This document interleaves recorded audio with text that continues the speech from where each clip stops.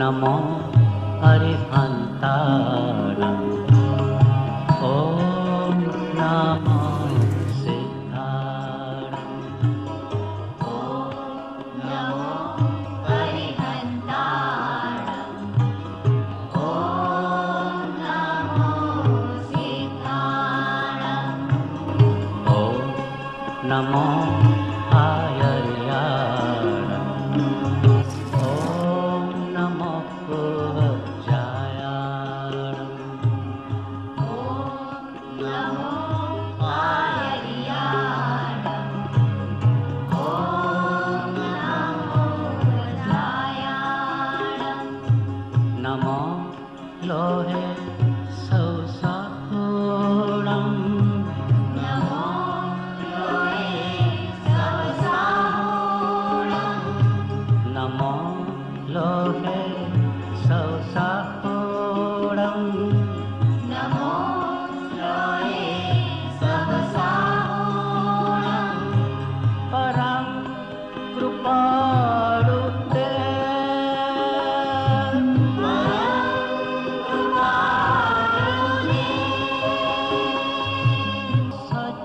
सच्चात्मस्वरूप परं कृपारुते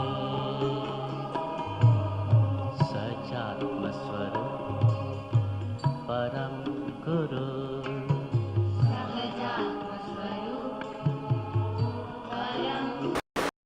नमो अनन्ताय नमो कृष्णाय नमो वायुयाय नमो वत्सायाय नमो मयि सत्वसाय नमो समय साराय स्वामी मुद्रा प्रकाशते चित् स्वभावाय भावाय सर्वभावान् संरक्षते मंगलम भगवान वीरो मंगलम गौतमो हरि मंगलम कुंद कुंडालयो जैन धर्मो मंगलम सर्वमंगल मांगल्यम सर्व कल्याण कारकम प्रदानम सर्वधर्माणम जैनम जैनम शासनम ओंकार बिंदु संयुक्तम नित्यम ध्यायन्ति योगिनः कामदं मोक्षदं दैवम् ओंकाराय नमो नमः।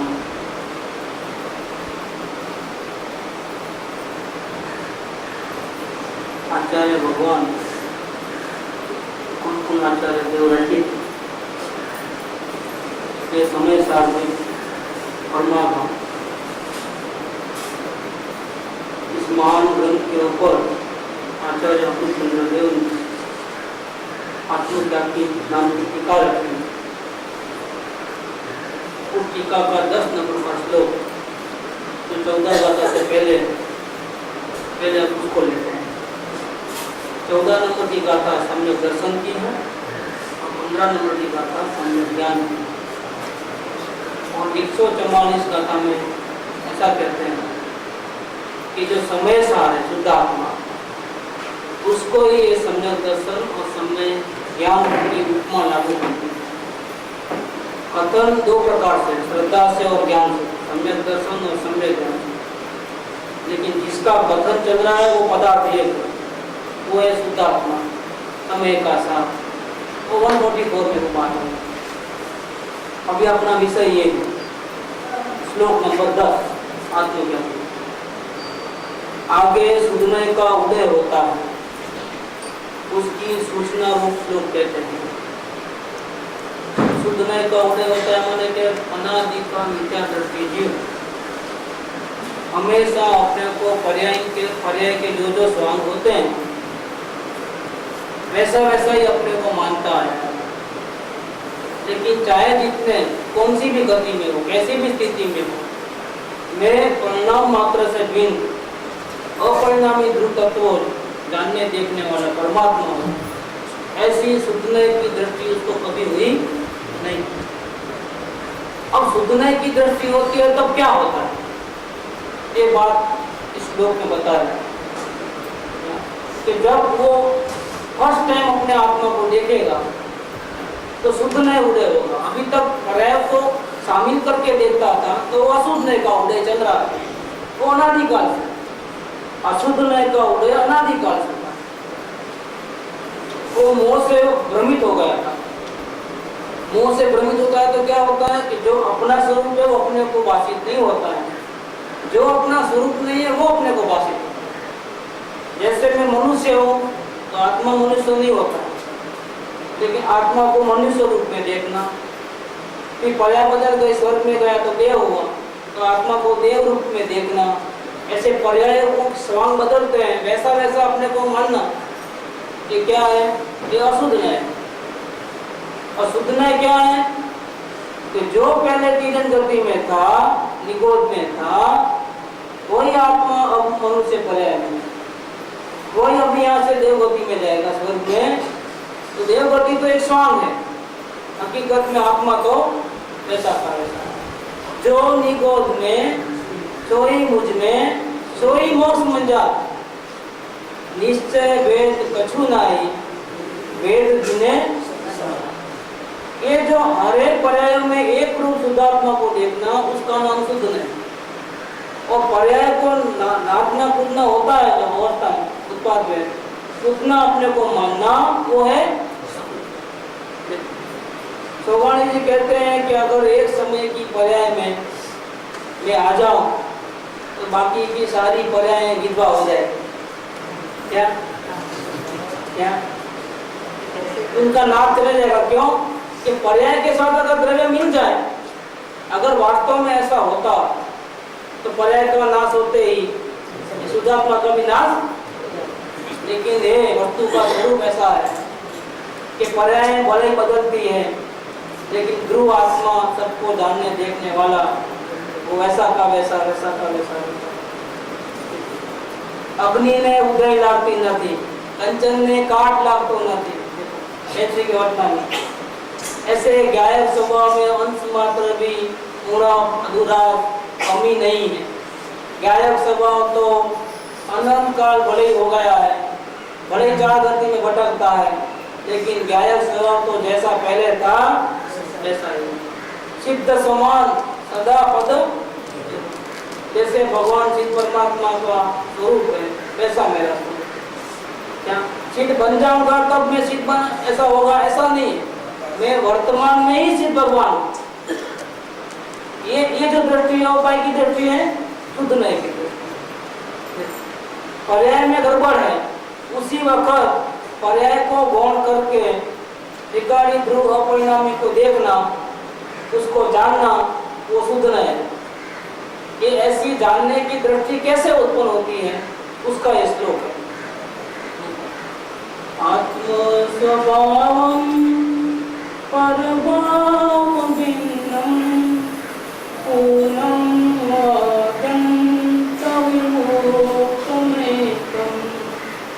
विलीन संकाल विकल्पजालं प्रकाशयन् शुद्धनयोग्युदेति। उपजाति नाम का राग में बनाया गया 10 नंबर का श्लोक आचार्य अमूलचंद्र आत्मज्ञाति की का। आत्मस्वभावं परभावभिन्नं पूर्णमाद्यं तविमोक्षमेकं विलीन संकल्प विकल्पजालं प्रकाशयन् शुद्धनयोग्युदेति। कैसा बोलते हैं? बहुत बढ़िया श्लोक है। पहले हम पूरा श्लोक पढ़ लेते हैं। जी ऐसा है।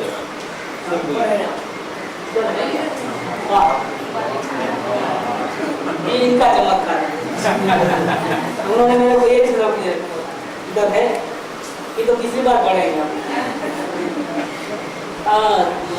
आत्मस्वभावं परभावभिन्नं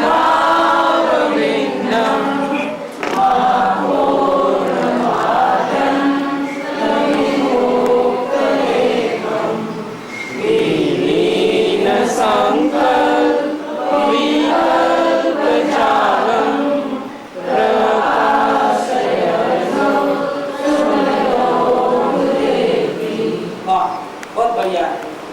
श्लोक बहुत बढ़िया है। देखो क्या बोलते हैं, श्लोक का अर्थ करेंगे। शुद्ध में आत्म स्वभाव को प्रकट करता हुआ उदय रूप होता है।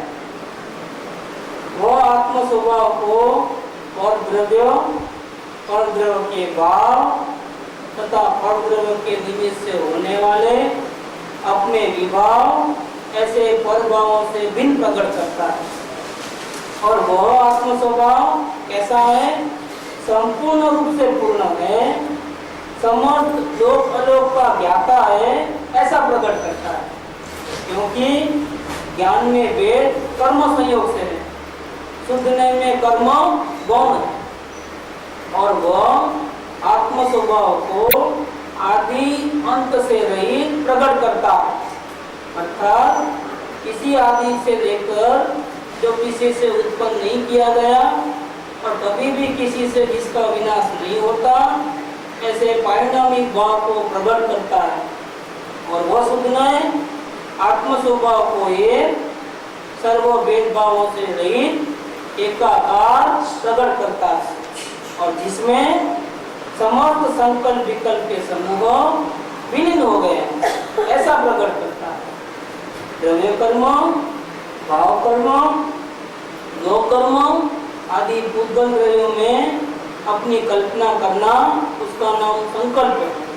और ज्ञेयों के भेद से ज्ञान में भेद ज्ञात होना तो विकल्प। ऐसा शुद्धमय प्रकाश रूप होता है।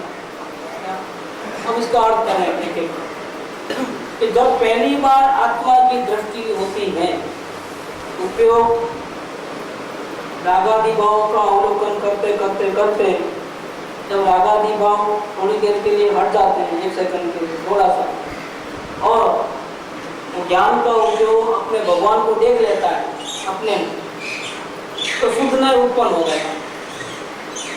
ये शुद्ध न माने एक दृष्टि है, शुद्ध न क्या है? एक एंगल है। जैसे बहुत कुछ है, लेकिन हमको किसको देखना है? क्या सामने एक पदार्थ है, तो पदार्थ में हमको क्या देखना है? तो सिर्फ एक आदमी खड़ा है तो उसके सिर्फ कपड़े को देखना है, शर्ट को तो शर्ट दिखेगा, उसकी आँख को देखना है तो आँख दिखेगा, कान को देखना है तो कान दिखेगा। क्या तो एक एक अलग, लेकिन कान वो आत्मा नहीं है, आँख वो आत्मा नहीं है, शर्ट वो आत्मा नहीं है।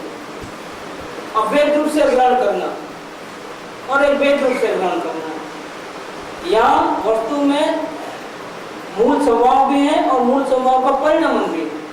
वस्तु दोनों से मिली हुई है, पदार्थ। लेकिन हमको अपने आनंद की उत्पत्ति करना है तो हमको क्या करना है?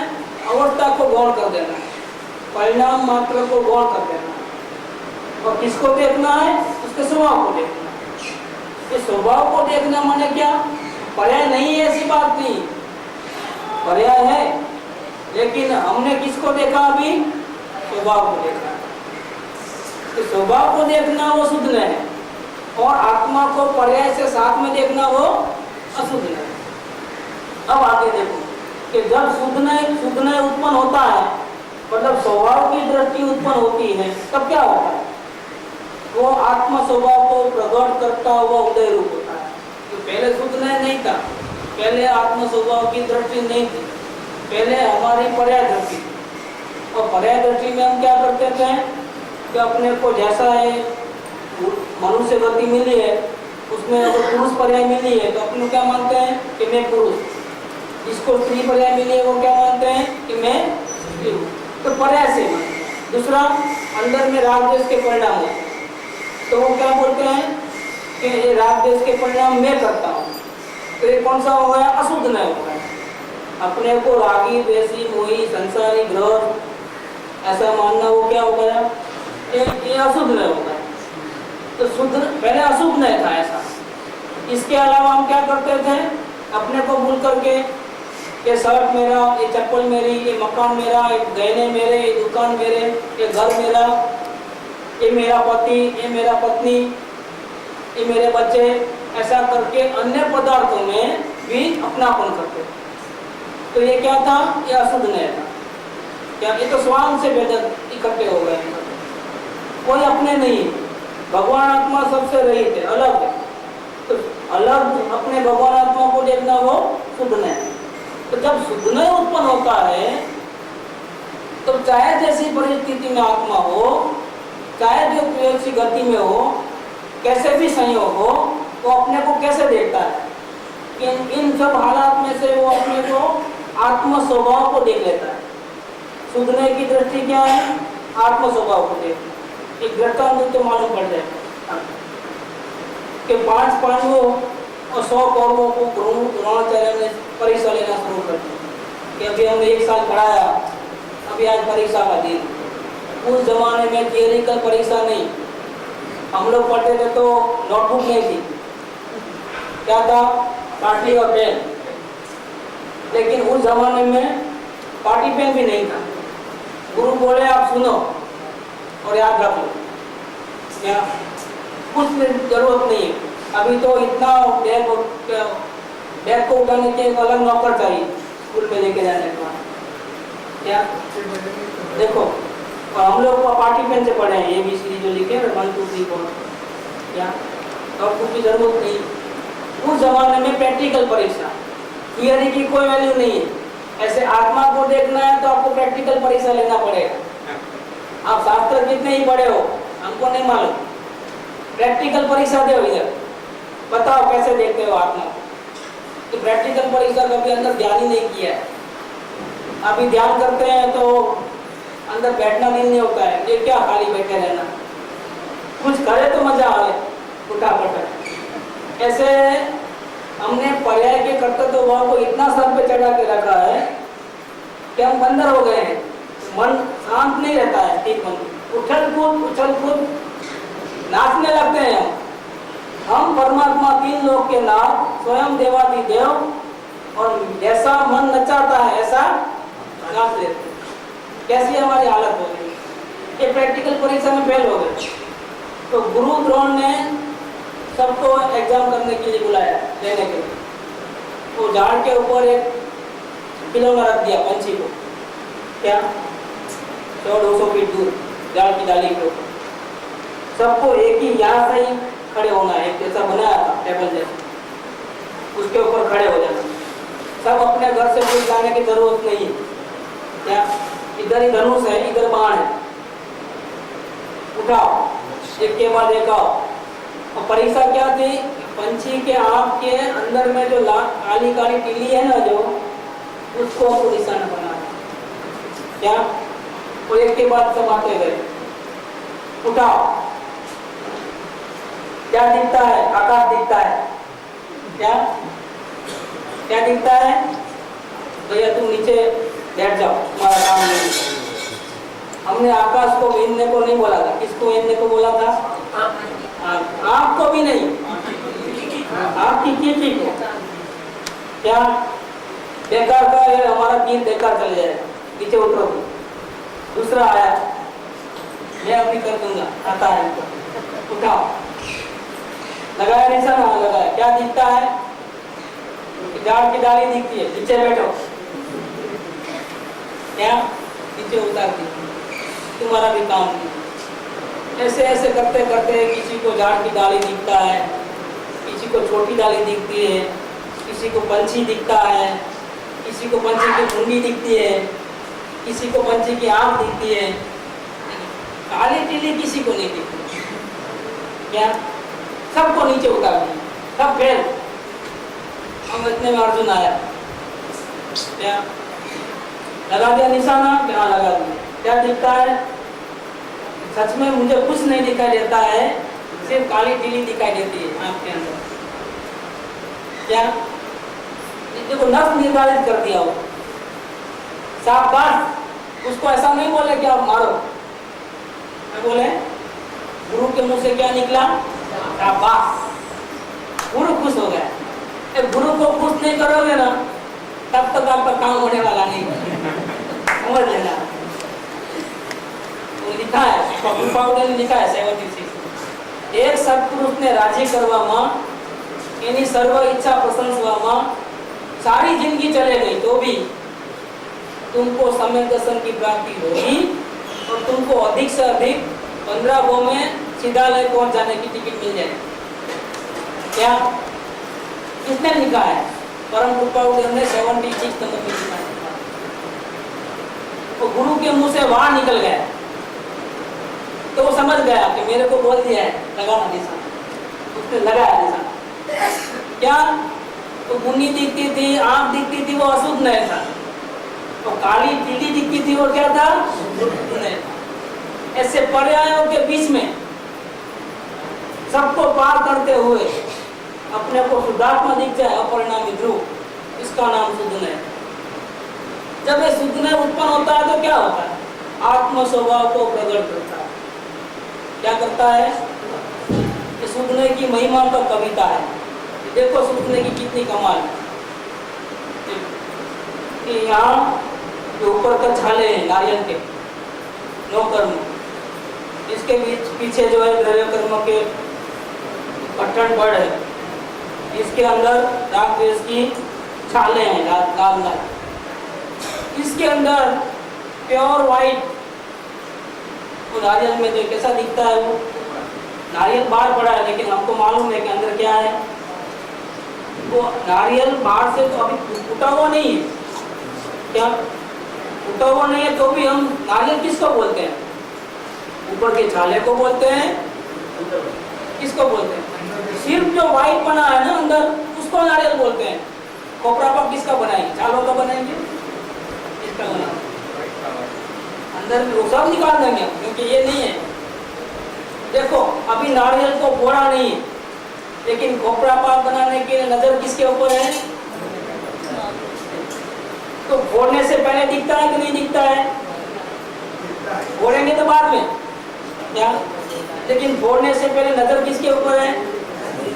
तो वाइट वाइट जो खोपरा है ना, इसका नाम शुद्ध नहीं है। हाँ पूरा ख्याल में, इसका स्वरूप ख्याल में।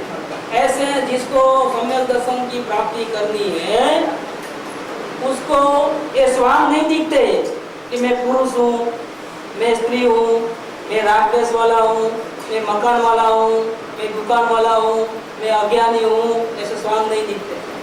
उसको क्या दिखता है?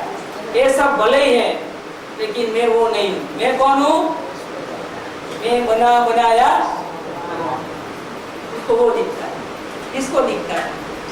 इसको सम्यक दर्शन की प्राप्ति करना है तो देखेगा तो बाद में, लेकिन देखने से पहले वो क्या नक्की करता है कि मैं कौन हूँ? कि मैं पटम चंदी हूँ? नहीं, मैं पटम चंदी वो जड़ है। कि तुम खाना खाते हो, मैंने नहीं, जड़ पटम चंदी थे। पूजा किया था ना, जड़ पटम चंदी ने किया। देखो तो मैं कौन हूँ? मैं परमात्मा, बना बनाया भगवान। तो जो शुद्ध नहीं को देखते हैं वो किसको प्रकट करता है? आत्मा का स्वभाव को प्रकट करता है। उदय रूप होता है क्योंकि पहले नहीं था, अभी हुआ। पहले वो दृष्टि नहीं थी, अभी हुई। गुरुदेव के प्रताप से मुझे मालूम नहीं था, अब मालूम पड़ा कि मैं बना बनाया भगवान। वो आत्म स्वभाव को कैसे देखता है? कैसा है आत्म स्वभाव? पर द्रव्य से भिन्न। पर द्रव्य माने क्या? मकान, जायदाद, दुकान, मोटर, गाड़ी, परिग्रह, उनसे तो भिन्न है ही। लेकिन ये जो शरीर है ये भी हमारे लिए पर द्रव्य है, ये नौ कर्म है, ये जड़ परमाणुओं का स्कंद है। वो मेरे से, मेरा स्वभाव इनसे अलग। दूसरा, पर द्रव्यों के भावों से अलग। आत्मा का स्वभाव कैसा है? परद्रव्य से अलग है और परद्रव्य के भावों से भी अलग है। क्या है परद्रव्य के भाव? स्पर्श, रस, गंध, वर्ण आदि जो है उनके भावों से अलग है। आकाश के जो गुणधर्म है अवगान, उससे भी भिन्न है। धर्मार्थिका के जो गमन में निमित्त होना, उससे भी भिन्न। अधर्मार्थिका के जो स्थिति में निमित्त होना, उससे भी भिन्न। और काल द्रव्य के जो परिणमन के में निमित्त होना, उससे भी वो सारे द्रव्यों से भिन्न है। दूसरे जीव आत्मा से भी वो, आपका ज्ञान आपके पास, मेरा ज्ञान, मेरी नजर में आप भी जीव नहीं हो, मेरी नजर में आप भी और जीव। क्या? क्योंकि मेरा जीव आप में नहीं है, मेरा जीव अलग है। इसलिए मेरी दृष्टि में आपका खजाना अलग, मेरा खजाना अलग। आप मेरे से अलग, ये आप मेरे लिए पढ़ रहे हो, भले आप जीव हो, लेकिन मेरे लिए आप कैसे हो? अजीव के समान। तो आपके भावों से भी मैं अलग हो गया, स्पर्श बस गंध भावना से भी अलग हो गया, और अन्य द्रव्यों के गुणधर्मों से भी अलग हो गया, और अन्य जीवात्माओं के ज्ञान दर्शन गुण आदि से भी मैं अलग, पर द्रव्य से भिन्न, पर द्रव्य के भावों से भिन्न। और अभी और एक, पर द्रव्यों को देखने से जो अपने में जो राग द्वेष के भाव उत्पन्न होते हैं उनसे भी मैं भिन्न, पर द्रव्यों के निमित्त से अपने में जो राग द्वेष के भाव उत्पन्न होते हैं, होते रहते हैं, उससे भी मैं भिन्न। मतलब अंदर में जो विकार चल रहे हैं, परिणाम में जो अशुद्धि है, वो अशुद्धि भी मेरी नहीं। शुद्ध में अशुद्धि को देखता नहीं है, शुद्ध में अशुद्धि को गौण कर देता है मेरी अवस्था भी ऐसी भगवान जैसी नहीं है, फिर भी मैं भगवान हूँ। क्यों? कि मैं अवस्था को गौण करके बात करता हूँ। शुद्धने का विषय अवस्था नहीं, शुद्धने का विषय अपरिणामी दूर तत्व। इस परद्रव्यों, परद्रव्यों के भाव और परद्रव्य के निमित्त से होने वाले अपनी अवस्था में हुई विभाव, ये तीनों प्रभाव है, उनसे भिन्न प्रकट करता है। कौन? शुद्ध ने, शुद्ध आत्मा की दृष्टि अपने को इन सब से भिन्न अपने स्वभाव को प्रकट करता है। और वो आत्म स्वभाव कैसा है? इसमें थोड़ी भी अधूरात नहीं है, संपूर्ण, अपने आप में वो संपूर्ण, किसी की जरूरत नहीं हो, किसी की कृपा दया की मदद की कोई जरूरत नहीं, अपने आप में संपूर्ण। और कैसा है कि अगर उसका ज्ञान प्रकट हो जाए तो सारी लोकालोक का ज्ञान यहाँ बैठे बैठे अचिंत्य ज्ञान शक्ति वाला है, समस्त लोकालोक का ज्ञाता है, ऐसा प्रकट करता है। क्यों? कि ज्ञान में जो भेद है वो तो कर्म संयोग से, वास्तव में अपने स्वभाव को देखा जाए तो सर्वज्ञत्व शक्ति अंदर में पड़ी है। क्या? जैसे भगवान सबको जानते हैं अपनी ज्ञान शक्ति, आपके लोकालोक, ऐसी शक्ति निकली कहाँ से?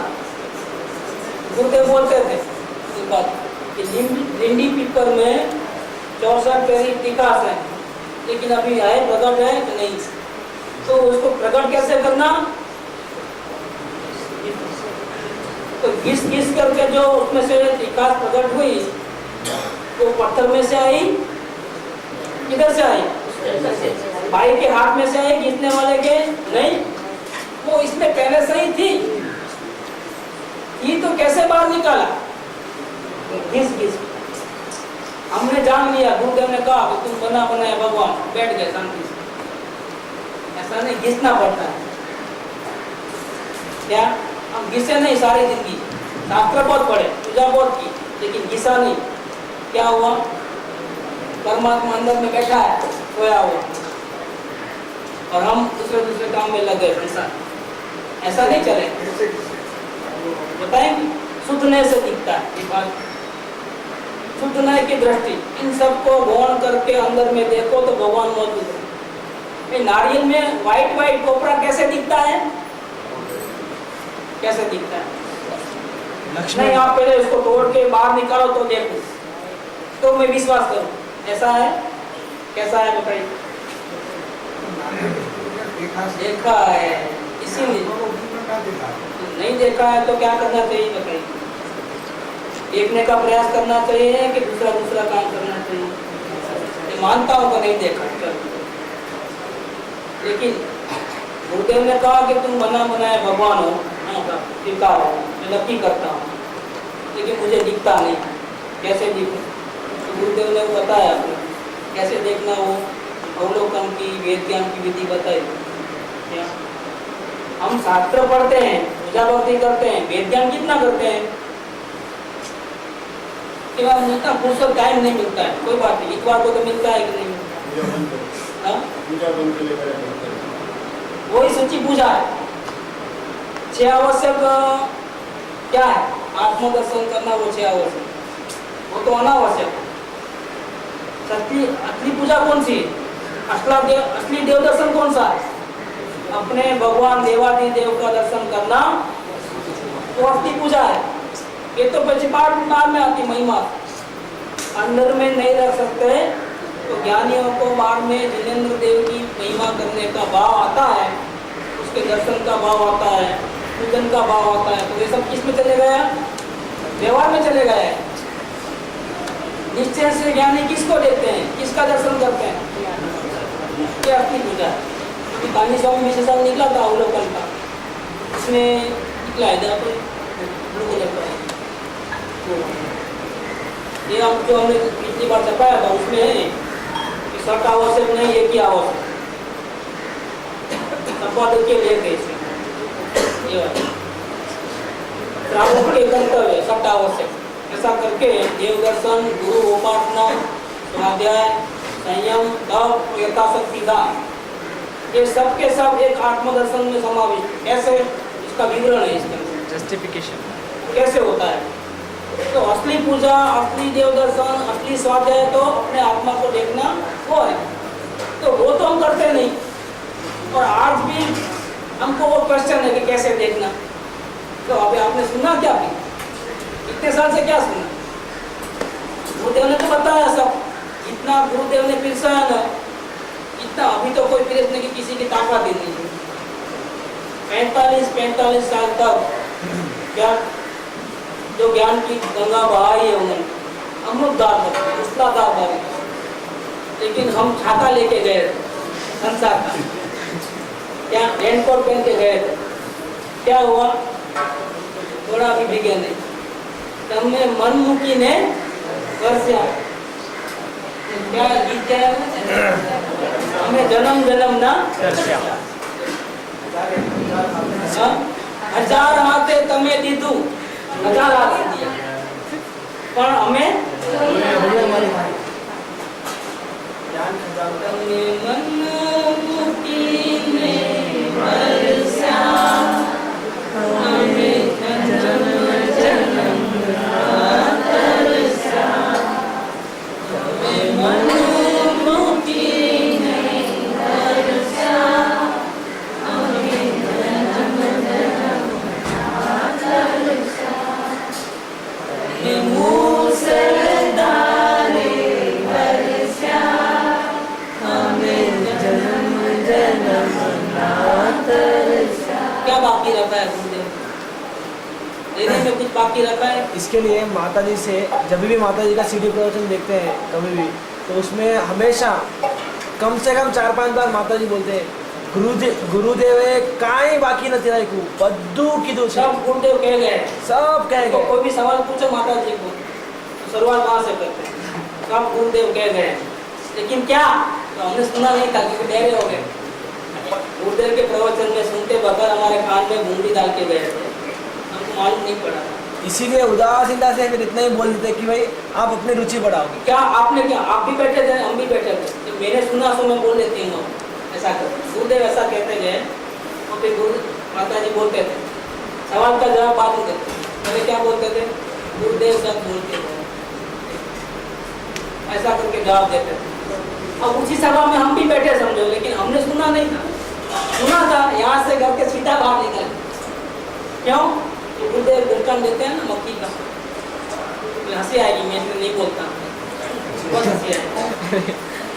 मक्खी का दर्शन देते हैं।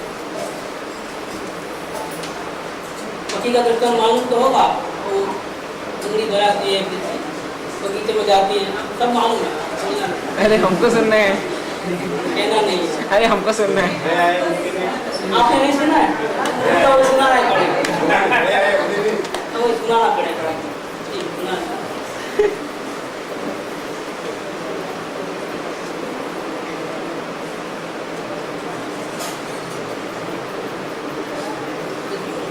दो बहनें थी, एक मक्खी जो थी, दो बहनें थी। एक की शादी हुई गरीब के साथ, बेचारी झोंपड़ी में रहती, गन्ने नाले के पीने के बाजू में, तब घर झोंपड़ी में। एक का नसीब बहुत अच्छा था, वो करोड़पति के घर में चले गए। सिर्फ घर में बंगला, मोटर, गाड़ी, नाकर चाकर, क्या मर्सिडीज पे घूमती सारा दिन, लिपट्टी लगाती थी, आपका पर्स लेकर के ऐसा बैंक है, ऊंची सैंडल वाली, सैंडल कैसी बनती थी? ऊंची एड़ी, वो सारा दिन जुआ करके घूमती थी, पिक्चर देखती, नाटक देखती। वो बेचारी काम करके मर जाती थी। अपना घर का भी करे कि पति अच्छा नहीं तो दारू पीता था, तो बाजू में जाकर के दूसरे घर का भी काम करते थे, मर जाती थी वो बेचारी। हैरान हो गई क्या। तो एक दिन हफ्ते में मिल गए दोनों, साग मंडी में आते हैं। साग मंडी में सब आते हैं, गरीब भी आते हैं और अमीर भी आते हैं। अमीर इम्पाला में आते हैं, बेचारी पैदल आती थी इतना वजन उठा के। क्या दोनों मिल गए, कैसे हो बहन, कैसे हो बहन, चलो मेरे घर। नहीं बहुत काम है। काम कुछ भी नहीं रहता है। नहीं आज तो नहीं, बहुत काम है। तुम रोज ऐसा बोलते, आज तो मैं तुमको लेके जाऊँ। क्या आज तो मैं, और वो कैसी साड़ी पहनी थी अपन को बोलना नहीं रहता। क्या वो तो बन तन के थी और ये ऐसी बिल्कुल कि नहीं करके कि नहीं मेरे को तो लेके जाना है कार के साथ। तो जबरदस्ती वो इम्पाला में बिठाती है, तो ऐसा सुकर के बैठती है। कैसा उसको इंफेरिटी कॉम्प्लेक्स होता है, जबरदस्ती खींच के बिठाती है। नहीं तो पहले घर पे ले लो, थोड़ा काम है लेकर के। काम कुछ नहीं था, साड़ी बदल नहीं दी थी। कभी एक साड़ी जो अच्छी पहन के जाऊंगी, इतना जिद करती है तो जाना तो पड़ेगा। दूसरा एक काम था कि वहाँ मेरे को अच्छा नहीं लगेगा तो ये भी एक प्रॉब्लम है। तो मेरे घर पे पहले ले लो गाड़ी तुम्हारी, थोड़ा मैं काम खास भूल गई हूँ तो ये करके क्या। लेकिन तुम मुझे रहने के लिए फोर्स मत करना, मैं वहाँ अच्छा नहीं लगेगा तो इतना फोर्स करके आकर के मिल के चले आते। ठीक, पहले उसकी झोपड़ी के पास, वो तो ऐसा नाक करके बैठ गई। कौन नहीं तो कैसे रहते हो तुम जैसा। क्या इतनी दुनिया अच्छी ऐसा कर। मैं अभी आते करके वो गई, वो साड़ी अच्छी नहीं पहन के लाई, शादी के टाइम में मिली होगी अच्छी साड़ी, संभाल के रखी थी। क्या थोड़ा ऐसा पाउडर लगा करके। लेकिन खास ये वहाँ मेरे को खाना कैसा होगा कि क्या मालूम, ये बड़े लोगों को खाना अपने को पसंद नहीं आता। तो उसने क्या रिश्ता के जो 2 टुकड़े थे नाक को घुसा क्या। और फिर अब मैं तैयार हो गई, चलो ऐसा करके जाती है। उसका महल देखो, बगीचा देखो कैसा है, तुम्हारा घर देखो, ये देखो कितनी सुगंध आ रही। मेरे को कोई सुगंध नहीं आ रही। ऐसा कैसे हो सकता है, तुम्हारी जात मेरी जात एक ही है। क्या बोली, तुम्हारी जात और मेरी जात एक ही है, मुझे सुगंध नहीं आया, बन ही नहीं सकता है, इम्पॉसिबल बात। तो सच में बोलती हूँ मेरी सुगंध नहीं आती, झूठ बोल के क्या फायदा। अब उसको डाउट आया, तो घड़ी यहाँ के हाथ लगा रही है, तो घड़ी बात करते करते यहाँ के हाथ लगा रही है।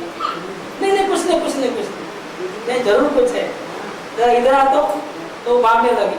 नहीं इधर आ, बता मेरे।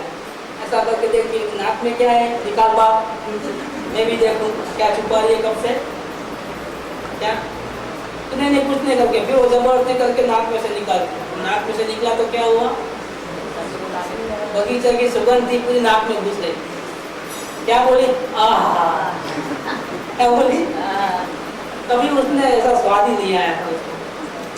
एकदम दिमाग तर-बतर, उसको मालूम पड़ गया कि मैं कितनी गंदगी में रहती थी। क्या और आत्मा का आनंद कैसा होता है उसने पहली बार चखा। क्या सुगंध का कब मिला वो, कि वो छाता जो लेके गए थे ना मूसलाधार बारिश में, वो छाता को निकाल दिया। तो गुरुदेव की जो मेघ गर्जना थी ना, मूसलाधार बारिश हुई ना, उसमें पूरा का पूरा भीग गया। तब उसको आनंद आया।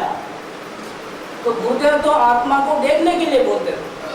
हमने आत्मा की चर्चा बहुत की, आत्मा के बारे में PhD कर डाला, सबको समझा सकते हैं, लाखों लोगों को समझा सकते हैं, लेकिन एक बाकी रह गया। कौन सा, देखना बाकी रह गया।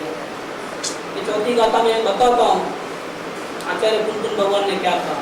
देखो आप सही में कितनी आचार्य देव की करुणा होगी। यहाँ जंगलों में लिखा होगा 2000 साल पहले, इधर सोनू के जंगल में, यहाँ कोई लिखा है समय तक।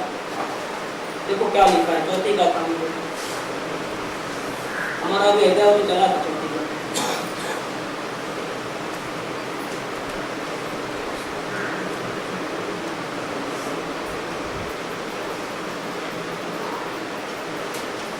गुजरात में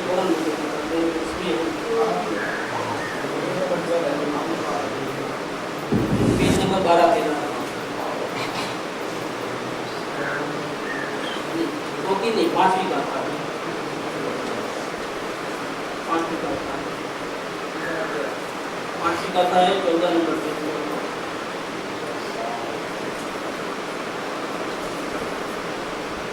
हाँ देखो इधर 14 नंबर पेज के नीचे से चौथी लाइन है।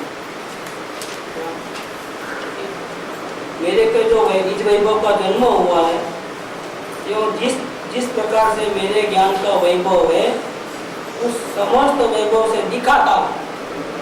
मैं आत्मा को मेरे निज वैभव का खजाना खोल करके आप लोगों को सुनाता हूँ, नहीं लिखा। क्या लिखा? क्या लिखा है?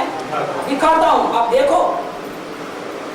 अगर मैं न अब मैं जो ये दिखाऊं, अगर मैं दिखाऊं, मैं दिखा तो रहा हूं, मैं जो ये दिखाऊं तो तुम क्या करना, उससे स्वयं में तो किसी के आधार लिए बिना अपने अनुभव प्रत्यक्ष से, कैसे अनुभव प्रत्यक्ष से परीक्षा करके प्रमाण करना। तो आचार्य देव ने आत्म समय सार ग्रंथ लिखा, तो उनका आशय क्या था? उनको अपना निज वैभव हमको दिखाना था। पर से भिन्न विभव, स्वयं के अनंत गुणों से एकत्व विभक्त अपने आत्मा को दिखाना था, सुनाना नहीं था। समय सार सुनने की चीज नहीं है, समय सार देखने की चीज, और देख करके अनुभव प्रत्यक्ष से प्रमाण करने की चीज। हमने सुना पढ़ा लिखा सब किया, लेकिन दिखा नहीं और अनुभव प्रत्यक्ष से प्रमाण किया। ऊपर से हाँ बोलते गए, ये हमारी गलती रहेगी। तो यहाँ गुरुदेव की बात में भी हमको भगवान आत्मा की बहुत बातें सुनने में, लेकिन हमने सुनी, देखी नहीं कभी। देखने का आज तक प्रयत्न भी नहीं किया। देखने का प्रयत्न करते तो आज एक दिन तो 2 दिन 3 दिन नहीं दिखा तो आप किसी को पूछते कि कैसे दिखना, कैसे देखना। गुरुदेव के पास जाकर के बोलते कि भाई आप बोलते हो भगवान आत्मा इधर है, मैंने देखा, मुझे दिख रहा नहीं कि मैं कैसे देखूं, बताइए। तो आपको अलग से भी बताते, लेकिन हमने सुनने का काम चालू रखा, देखने का काम चालू नहीं रखा। क्यों? दूसरा काम दुकान कौन चलाएगा, घर कौन चलाएगा? तो वो हमने राख की घुंघड़ी अंदर नाक में घुसा करके गए, तो वहाँ हमारे को यही चलता था, इधर इसका स्वाद आता था। नाक में जो राख था ना, घुंघड़ी थी ना, उसका स्वाद आता। गुरुदेव की अमृतवाणी का, भगवान आत्मा की ऐसी गुंजार होती थी वहाँ पर। साक्षात समोसरण खड़ा होता था परमात्मा मंदिर में प्रवचन करते गुरुदेव, ऐसा लगता कि हम समोसरण में बैठे क्या। लेकिन जब इधर से सुने और इधर चले गई बात, हम भीगे नहीं मिलते। ज्ञान खजानो तमें लुटा लो, हमें नेवा रहे गुरुदेव। तो अभी भी हमारे को चांस है, अगर अभी हम देखना चाहे तो कैसे शुद्धने का प्रयत्न करेंगे, शुद्धने से दिखेगा, अशुद्धने से नहीं दिखेगा।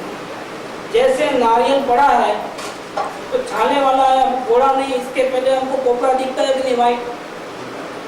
ऐसे ही हमको भगवान आत्मा को संयोगों में थोड़ा भी फेरफार नहीं करना है, कुछ भी आगे पीछे नहीं करना है। राग को भी राग में रहने दो, विकल्प को भी विकल्प में रहने दो, तुम विकल्प को आगे पीछे करने मत जाओ। शरीर को शरीर में रहने दो, संयोग को संयोग में रहने दो, विकल्पों को विकल्प में रहने दो।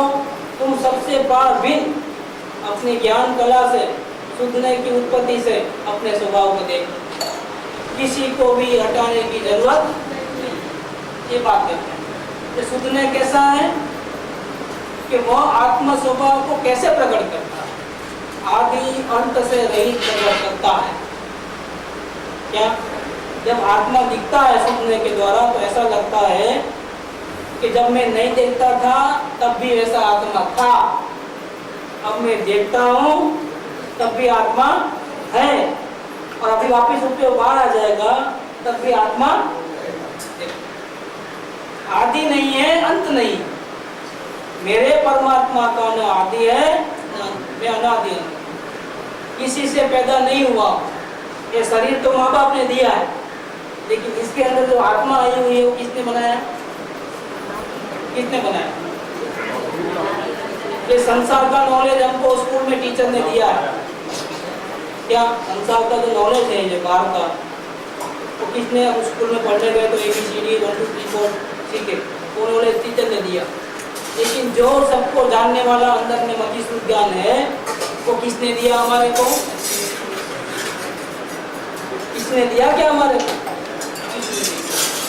तो ये अनादि अनंत है और हमको वास्तव में किसी की जरूरत भी नहीं।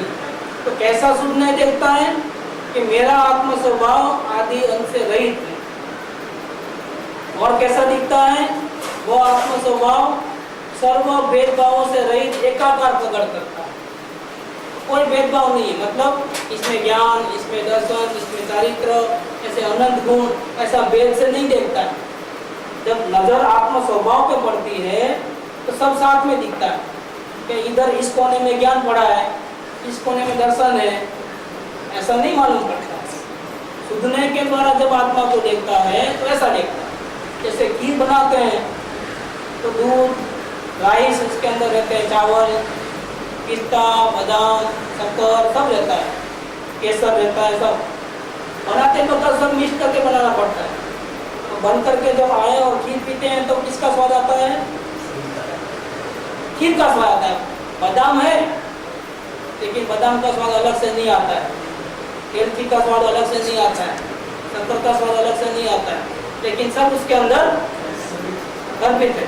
तो एकाकार सभी स्वादों को पी गया है। एकाकार जब खीर का स्वाद आता है, इसी प्रकार से सुनने से जब हम आत्मा को देखते हैं तो उसके अनंत गुणों का स्वाद हमको आ जाता है। सर्व गुण उसके समय पर बोलो। यहाँ पर हमको प्रयत्न शुद्ध में जो एंगल है वो एंगल उत्पन्न करने का प्रयत्न करना होगा। या तो बात इतनी है कि वेद ज्ञान अवलोकन और वेद ज्ञान से जब ऐसा पहुँचते हो तब क्या होता है? कैसे पहुंचना, कैसे अवलोकन करना, कैसे विज्ञान करना, विधि का सब्जेक्ट नहीं है ये। विधि को अपनाने के बाद जब हम आत्मा को देखते हैं और जब वो आत्मा के दर्शन होते हैं तब क्या क्या होता है? यानी विधि को अपनाया तभी तो शुद्ध उनका उत्पन्न हुआ। तो उत्कार तो विधि का है, लेकिन यहाँ विषय क्या बताया? इस श्लोक में विषय क्या है कि जब शुद्ध में उत्पन्न होता है, शुद्ध आत्मद्रव्य की दृष्टि प्रकट होती है, तब कैसा दिखता है आत्मा? तब आत्मा कैसा दिखता है? ऐसा दिखता है, परद्रव्य से भिन्न, परद्रव्य के भावों से भिन्न, परद्रव्य के निमित्त से होने वाले अपने राग द्वेष आदि अपने विभावों से भी भिन्न। क्या ऐसा आत्मा दिखता है? दूसरा कैसा दिखता है? उसमें थोड़ी भी कमी नहीं, संपूर्ण परमात्मा, परिपूर्ण तत्व, कृत्य है, निष्क्रिय तत्व है, ऐसा दिखता है। तीन लोक का नाथ में स्वयं मैं ही सिद्ध भगवान, ऐसा दिखता है। दूसरा कैसा दिखता है कि इसमें कोई भी भेद दिखाई नहीं देते हैं कि ज्ञान गुण है, दर्शन गुण है, वीर्य गुण है, सुख गुण है, ऐसा भेद दिखाई देते हैं। एकाकार दिखता है, एक अभेद दिखता है। कि देवचंद भाई को देखते हैं तो देवचंद भाई के आँख, नाक सब अंग तो दिखते हैं, लेकिन वो आँख का नाक वो देवचंद भाई है कि देवचंद भाई को अलग ही है।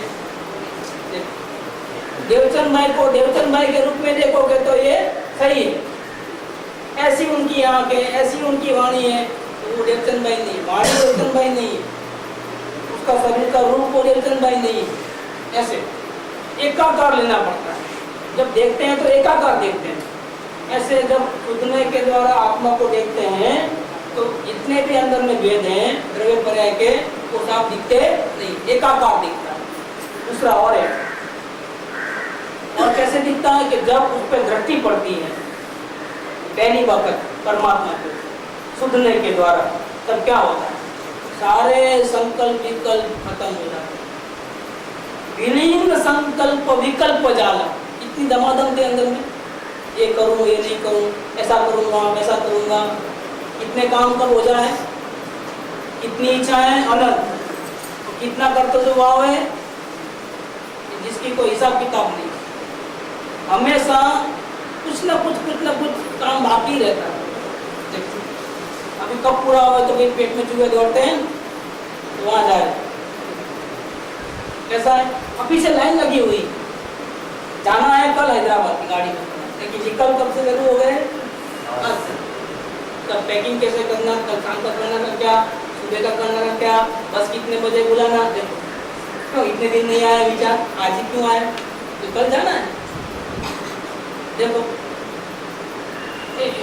तो क्या कल नहीं थी, परसों नहीं थी कि इच्छा कि जाने का तो तारीख फिक्स था, लेकिन कल तक विचार नहीं आया, आज सुबह से विचार चालू हो।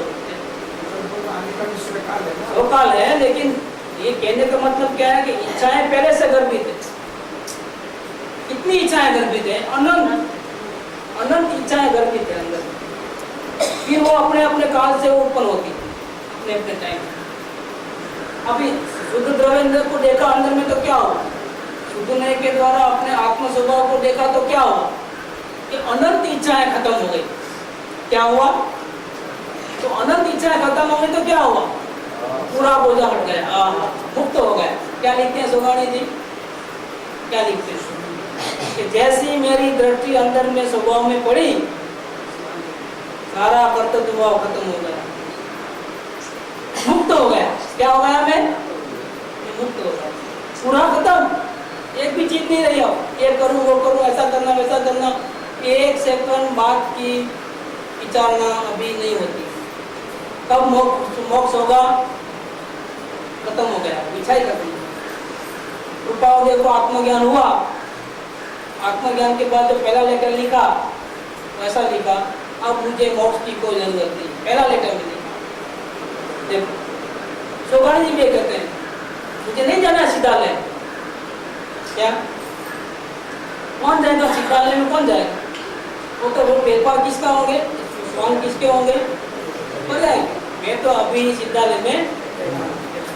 कैसी दृष्टि हो गई? केवल ज्ञान नहीं करना, हो जाएगा, परिणाम का कार्य कौन करेगा? मैं करूंगा तो परिणाम करेगा, लेकिन निर्विकल्प ध्यान तो करना है कि नहीं करना है? मेरे में करने की बात मत करो आप। पहली बार आत्मा का दर्शन होते ही क्या होता है? सारा करने का बोझा एकादुखी होता था, कुछ हुआ नहीं था, एकादुखी होता।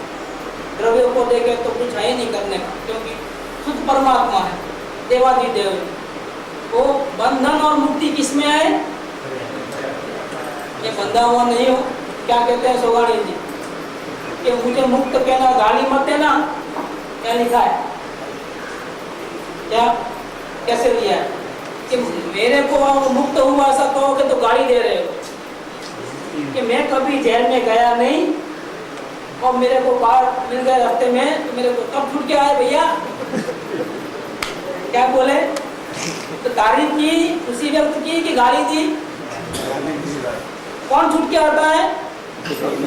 तो जो जिसने गुनाह किया है वो छूट के आता है।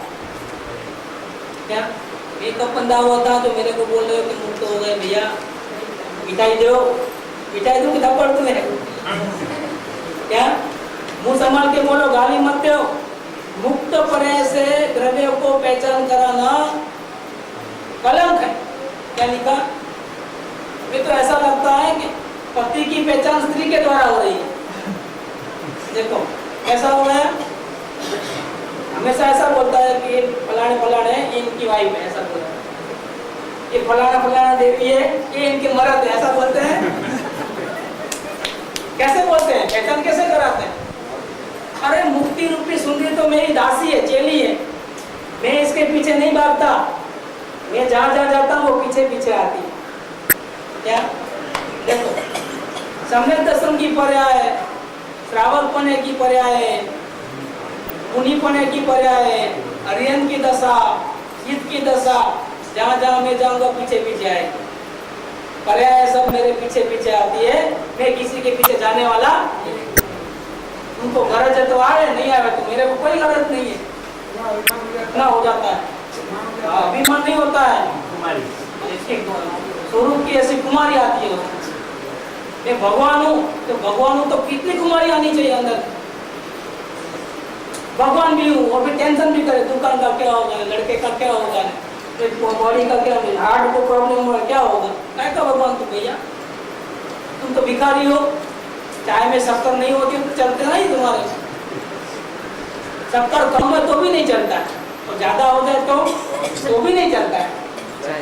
देखो क्या के भगवान होते हैं?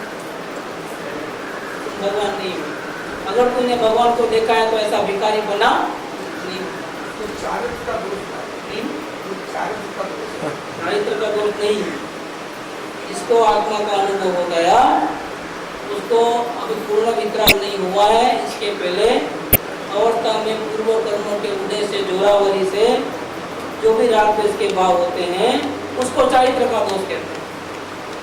लेकिन अभी आत्मा का दर्शन तो हुआ नहीं है और अपने दोष को चारित्र का दोष से करके उसको छोटा मानेगा तो क्या बोलते हैं कि पहाड़ जैसी भूल को गुरुदेव कहते हैं कि राई के समान मानता है। बहुत बड़ा अपराध है। विद्यात्व का दोष ज्यादा है कि चारित्र का दोष ज्यादा है? अगर मिथ्यात्व के दोष को चारित्र का दोष माने तो अनंत जन्म मरण करना पड़ेगा। ऐसा मत मानो। आत्मज्ञान के बाद आपको अधिकार है कि मेरे को ये चारित्र का दोष, मेरे दिल में अभिप्राय नहीं था ऐसा क्या, ये तो कर्म का उदय ऐसा आया, ये भी मेरी जागृति में नहीं रहा, अंतर की स्थिरता में नहीं रहा, उपयोग बाहर गया, तो मेरे अवस्था में ऐसे रागादि भाव हुए, उसको भी मैंने भिन्न रूप से जाना, मैंने किया, उसको बोलते हैं चारित्र दोष।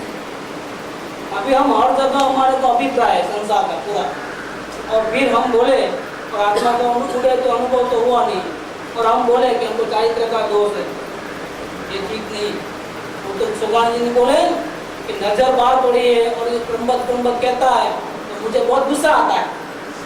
क्या जैसे मांस खाने वाले को, अघोरी को मांस खा लेता है, इसमें क्या है करके वो उसको आदत पड़ जाती है क्या कि मैंने कहाँ खाया, मैंने कुछ किया नहीं, मैं तो परमात्मा हूँ। ऐसा परमात्मा नहीं है भैया। ऐसे अभिप्राय का दोष बड़ा होता है। अभिप्राय के दोष को मतलब दर्शनों की गलती को आप चारित्रों की गलती मानना, चारित्रों की गलती अलग होती है। तो सुधरने के द्वारा जब अपने आत्मा का दर्शन होता है तो क्या होता है? विलीन संकल्प विकल्प जाल खत्म। मुक्ति की भी कामना रहती क्योंकि मैं मोक्ष स्वरूप ऐसे परमात्मा को मैंने देखा। या ये प्रकरण पूरा होता है। समस्त संकल्प विकल्प के समूह विलीन हो गए, ऐसा आत्म स्वभाव प्रकट सुधरने की दृष्टि से ऐसा होता है।